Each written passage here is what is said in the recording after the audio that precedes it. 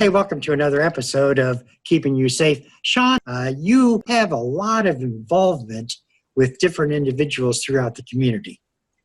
I do. Well, first I'd say that the pleasure's all mine, and thank you for having me, because it does put a word out there that today there's some extraordinary people doing some crazy good things in our community. We'll talk with Miss Tori Donini. Tori is somebody that approached me early on. First of all, she's from Valley Schools and going to be a senior next year. Miss Valley, the River Days contestant. But she approached me with a distracted driving campaign, and that kind of started mine and her relationship. And then we talked about a food drive one night, and then it exploded. And she's going to go through some stuff, tell the listening audience a little bit about your platform and why it's important to you. Okay, so my platform is distracted driving prevention. So it's called Focus is Key, Start Your Engine with Distracted Driving Prevention.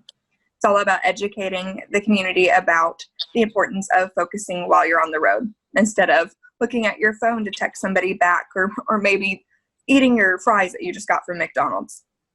And it's all about just remaining focused while you're driving, because that's the utmost importance. You have other people on the road with you. You need to be sure to keep them safe as well as yourself.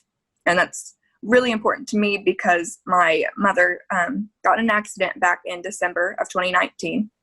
She was a distracted driver. She ended up being hospital bound for 2 weeks and then was wheelchair bound for 2 months.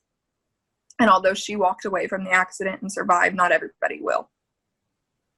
Oh, that's a great point. You know, just this morning, we're fortunate enough to have a great relationship with our local ODOT, and they've installed some distracted driving target enforcement areas and some corridor signs out here on 23 in front of the post. The troopers are out there every day looking for those kind of crash-causing violations right now that's trying to keep people safe. So I think what you're doing fits into a community effort to keep people safe as much as anybody. We'll talk a little bit about your food drive effort. When you and I first talked, it was something simple as we couldn't do anything with your platform, so let's do a food drive. You set up at the Save a Lot, and what I'd like for you to talk about now is just where it has gone from there.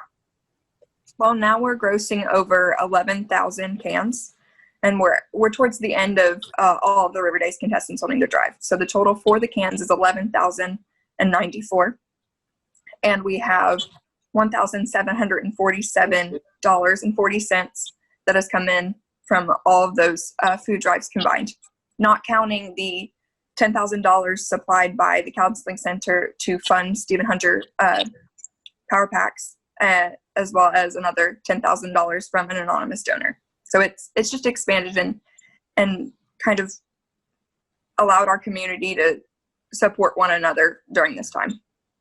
What I think is unique about it is it's people that don't cross paths. I mean, the premise was for you girls to pick a part of your community to publicize and to conduct a food drive. The food was to fill up a local pantry, also go to the counseling center where some of the clients disinfected it and was able to put it together for community outreach boxes that were delivered by different people. And of course, my troopers were there with you most every step of the way to help you guys. Would you have ever thought it would have went where it went? Absolutely not. It expanded in front of my eyes.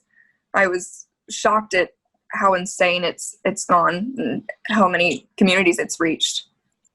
Well, I think of a couple of people I can't fail to mention. Bill Deaver at the Counseling Center, who's done things that I would have never imagined with generosity. Friends of Portsmouth and Brian Smith have reached out and actually sent their employees to prepare boxes, not just of non-perishable items, but actual perishable items, and immediately got them to the elderly that needed it in all areas of the county, from the middle of our city to the furthest outreach of Nile Township.